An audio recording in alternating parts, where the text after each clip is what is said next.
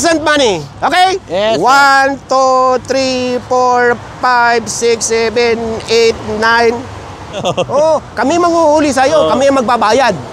Oh, sa halip na ikaw matitikitan, mahuhuli, kami ang magbabayad sa'yo. Alam mo ba kung magkano yung instant money na ibibigay ko sa'yo? Hindi po. Hindi. Ito, bibilangan kita. 1, 2, 3, 4, 5, 6. Oh, ako yun. Oh, habang di pa, ako yun. Habang hindi pa ako nakakabalik or makabalik sana, isama lang kayo, mas related naman sa clearing operation to eh. Opo. Kasi sa clearing operation, dino-document yun to inform and to educate. Opo, tama. So yun. So ayun. Thank Ang you po, oras ngayon ay alas 12 ng tanghali. Kain na!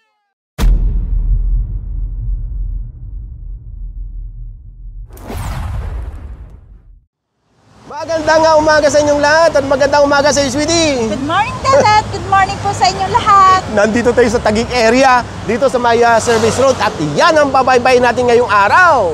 Dahil ang ginawa natin nung Easter Sunday ay nag-iikot tayo sa mga ilang area dito sa Metro Manila at naghahanap tayo ng mga motorsiklo Car. at kung ano-ano pa. Ano pong madaanan? Oo. At tinatanong natin sila regarding sa traffic sign. At ngayong araw, tatanungin naman natin sila sa mga road markings. Ang makakasagot ng mga traffic sign na ito or mga road marking ay merong Reward! instant money! Yeah! Yung mga hindi naman makakasagot ay bibigyan natin ng Consolation prize! matututo na ating mga kabayan sa mga traffic sign, road markings, magkakaroon pa sila ng instant money!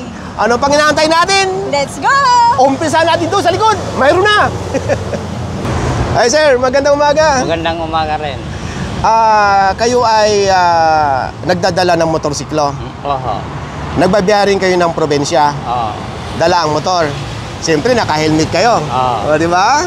Pamilyar naman kayo sa mga traffic signs saka sa mga road markings. Oo.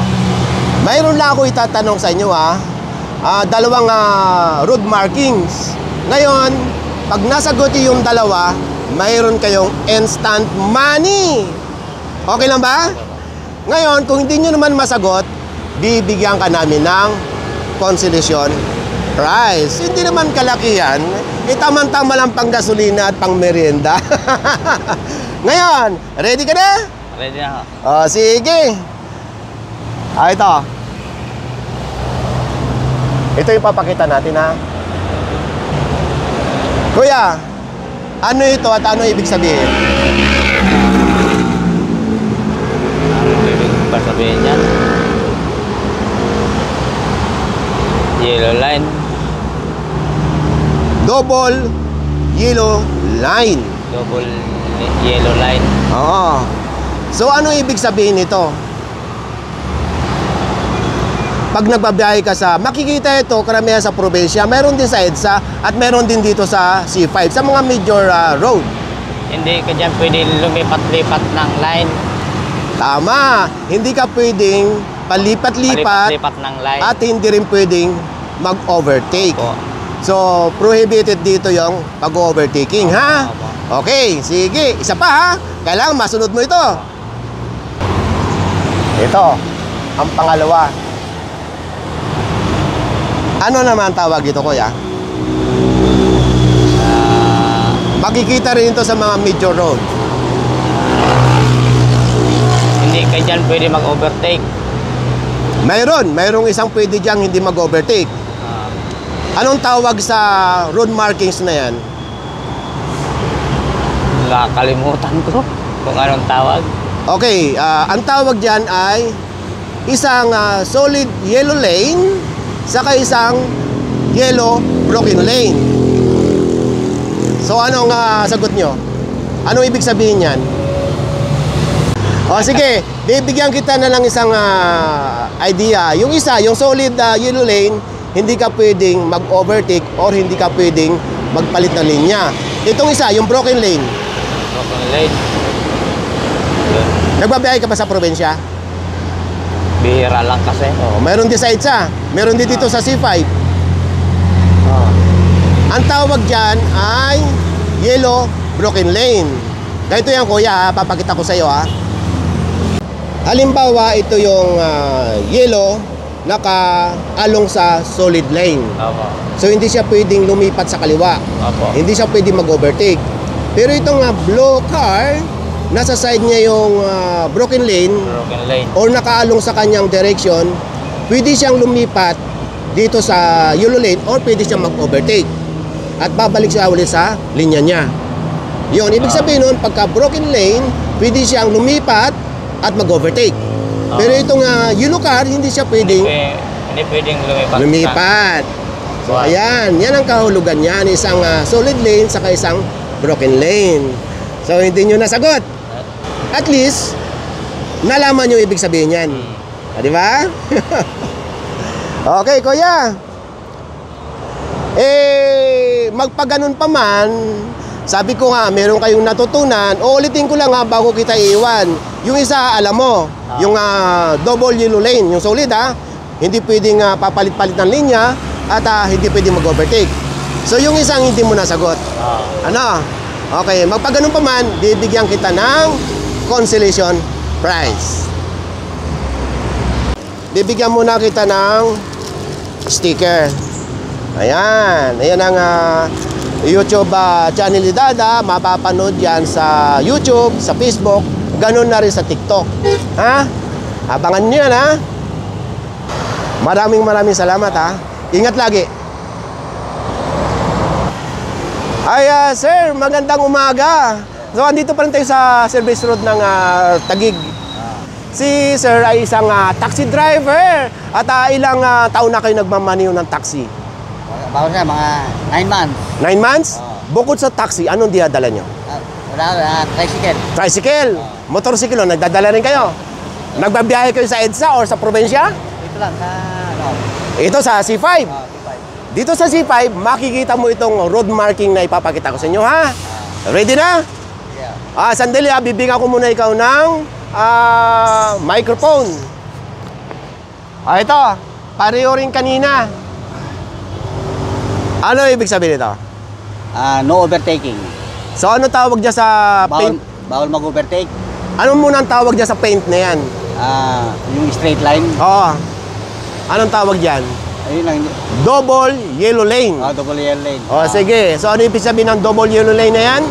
Ibig sabihin, bawal tumawid sa kabilaan. Kahit sino sa kanila, bawal umagaw ng linya. Okay. Bawal papalit-palit ng linya. Bawal umagaw ng linya. Dahil solid yan. Solid. May isa pa? Okay, ha? Kailangan malaman nyo rin o masabi nyo rin kung anong ibig sabihin nitong, kung ano ang name nitong road markings, ha? Okay. So, ito yung pangalawa. Anong tawag dito, sir? Sa line na ito, anong tawag dyan? Yung line dyan, meron baka sa yung itong bandang side, pwedeng magkaliwa, pwedeng kumanan, gano'n. O, sasabihin ko muna ang tawag sa line na ito, ha? Isang yellow solid line, Solid line. saka isang broken broken line. Broken line. Doon muna tayo sa solid line. Pagka ang solid line, hindi ka pwedeng umagaw sa kabila. So, ibig sabihin, parang nabakuran na yan. Doon ka lang. Hindi ka lalabas. Hindi ka pwedeng lalabas. Itong broken line. Itong broken line, pwede kang kumalawa, pwede kang kumanan. Dahil, pwede kang kumaliwa, pwede kang kumanan. Yun ang ibig sabihin. Pwede kang lumabas. Pwede dahil kang nasa linya mo yung broken line. Yan ang ibig. Yung yellow car, yan ang hindi pwedeng lumabas. Ito namang broken line, yung blue, yan ang pwedeng mag-overtake kung halimbawang mabagal yung sinusundan nyo. Sige. Diba? Pero pag after nyo mag-overtake, babalik kayo sa sarili nyong linya. Tama po ba? Tama. Very good! Dahil nasagot nyo, kuya, yung dalawang katanungan, instant money. Okay? Yes, 1, 2, 3, 4, 5, 6, 7, 8, 9, 500 coin. 500. Thank you very much. Thank you. Di ba? Hindi naman malaki yan. Dahil dalawa lang naman ang tinanong ko sa'yo. Sa susunod, 1 milyon na pag nasagot mo lahat ang mga road markings saka mga traffic sign, ha? Bukod dyan, bibigyan din kita ng sticker, ha? Yes, sir. Sticker ni Dada ko. Mapapanood mo sa YouTube, sa Facebook, ganon na rin sa TikTok. Okay, sige. Pwede idikit na. Oo! Oh, At mayroon pa yan ha. Pag naidikit nyo ito sa likod ng inyong motorsiklo or sa taxi, at pag nadaanan namin kayo ni Sweetie o nasundan, instant money na naman yan! Ayos. Oh, sige, di ba? Masahan nyo, idikit ko to. Oh, sige. Okay. Pag nasundan kita ulit, another yan. Mas malaki dyan. Mas malaki dyan kasi uhulihin ka namin. Oh, kami manghuhuli sa'yo. Kami ang magbabayad. Sir. Oh, sa halip na ikaw matitikitan, mahuhuli, kami ang magbabayad sa'yo. Okay? Sige. Maraming salamat, sir. Ingat lagi, ha? Thank you very much. Ingat lagi. Sir. Ayan, Tay. Magandang umaga. Ang ganda ditong parkingan nyo dito ng mga jeepney, ha? Dito talaga nagpipila? Dito parang. Ilang taon na kayong namamasada? Bilangin lang siguro, sa 40 years na. 40 years na? Jeepney driver? Or mayroon bukod sa jeep, mayroon pa kayo ibang dinadala sa Bago na sa jeepney driver, mga 10 years na ako sa jeepney. jeep? Ano pa yung iba nyo dinadala? Mga truck dati. Truck! Ibig sabihin, bumabiyahe kayo ng probinsya? Long distance ako dati. Talaga. Yung nakaraan kasi traffic sign ng naitanong ko sa mga motorista katulad natin mga driver. Ngayon naman yung mga road markings. Related ito sa sinasabi nyo bumabiyahe ka ng probinsya. Doon nyo ito makikita at ganoon na rin dito sa EDSA. Saka dito sa C5. Nandito pa rin pala tayo sa C5. So mayroon ako ipapakita yung dalawang road markings. Pag nasagot nyo itong dalawa, instant money. Okay? Ready? Sige So ito yung papakita natin, sim lang kanina. So ngayon tayo, makikita ito sa mga provincial road. Kadalasan. Anong tawag dito? No overtaking. Ang tawag dyan ay Bawal overtake. double Lane. solid yellow line. Tama po. So ibig sabihin nun, hindi papalit-palit ng linya at hindi rin pwedeng mag-overtake. Mayroon pang isa? Yes pa. Ano naman ang tawag dito? Or anong ibig sabihin nito? Isang solid yellow line saka isang yellow broken line. No overtaking. Doon sa no overtaking sa Yellow lane na mahaba. sa solid. Opo. Sa broken line, Pwede po. pwede. Pwede. Pwedeng Overtake. magpalit ng linya, Linya pa. mag-overtake. Po. Okay, very good. Ganito yan, kuya, kasi. Ayan, ganun yan, di ba, kuya? Yung kulay yellow na car, yan ang pwedeng umistay lang sa, or dapat umistay sa solid lane, or solid line. Line. Tapos, ito namang blue, yan ang nakaalong sa kanya yung broken line. Pwede siyang pumalit na linya at mag-overtake. Yes po. Okay, very good. Very good, ha? Ngayon, dahil nasagot niyo yung dalawang katanungan, mayroon kayong instant money. O, di ba? So, ito, 500. Salamat pa. Bukod dyan, bibigyan pa rin kita ng sticker. Sticker ko, Pwede nyo ito panoorin sa YouTube, sa Facebook page, at saka sa TikTok. Ayan. At ididikit nyo yan sa likod ng inyong sasakyan, sa jeep, Dahil pag nasundan kayo namin ni Sweetie, at nakita namin nakatikit yan, instant money ulit. Yes, sir. Mas malaki yun. Sir, salamat. Mas malaki yun. Tapos, sa halip na ikaw magbabayad sa amin, dahil nahuli kita, kami ang magbabayad sa'yo. Okay? Sige, okay. Thank you, sir. Lagi kang mag-iingat, ha? Yes, sir. Salamat, sir. Sige, kunin ko muna itong microphone, ha? Salamat! So, ito, nasa pa rin tayo, service road ng C5. At yung sa una na natin, kuya, ano nga ba yan? Waterfront Bridge po. At ito ay Papuntang Palar. Palar. Kasama pa rin natin yung mga tricycle drivers dito. At ito, naampo sa interview natin. Sir, bukod sa tricycle, ano pa bang mga sasakyan ang nadala ninyo? Yung sasakyan po ng kapatid ko, pero bira lang po kasi magamit. Sasakyan? Pag, available lang po. Expander. Expander. Opo. So, 4 ang gulong. Opo. So, ngayon, itong itatanong ko sa yung road markings ay makikita rin dito sa SIPA, sa C5. C5, okay. Sa EDSA, lalo na or kadalasan sa mga probinsya or provincial road. So, pamilyar ka na ron? Okay po. Road markings, ha? Okay, so ito. Pag hindi nasagot, baka... Huwag kang mag-alala pag hindi mo nasagot. Pag hindi mo nasagot, may pang-merienda ka. At tawag dito, meron ka ng 1,000 biyahe. Joke. So, ito, kita mo na sa camera, kuya, ha? Okay po. Anong tawag dito? Double solid lane. Ang galing! No overtake pag ano po. Kaya kadalasan nasa ano po siya sa mga kurbada. Ibig sabihin no overtaking lane po. Very good! Mayroon pang isa, Sandali, ha? Ito. Single... Tingin ka muna, ha? Single ano siya. Huwag kang lumayo. Hindi ka nakukuha sa camera. Lumapit ka sa akin. Pwede bang explain ko na lang? Sige! Ano siya, single file, ibig sabihin, pwede siyang overtake pero may pag-ingat. Saan ang pwedeng mag-overtake dyan?